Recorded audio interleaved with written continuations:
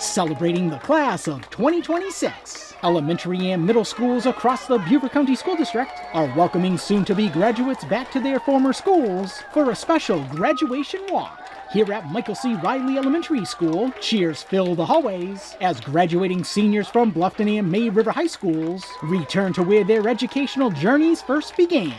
I loved MC Riley. It was probably one of my favorite places ever. I lifelong friendships, my best friend for life. I met her here in 3rd grade. I had an amazing teacher, Miss Beischer, Miss Ferrari, Dr. Cisco, and I had amazing clubs here. I just had a great experience here. I loved it here. I mean, it was great seeing the teachers again. It's been a long time. I know my kindergarten teacher, she was a first-year teacher when we were kindergartners, so it's cool seeing her because she didn't feel like that she was that old to have seniors walking through the hallway. Beaufort High School's class of 2026 is also taking part in graduation walks, visiting elementary and middle schools throughout the Beaufort area. Here at Ladies Island Middle School, students line the hallways, cheering loudly as the seniors walk by.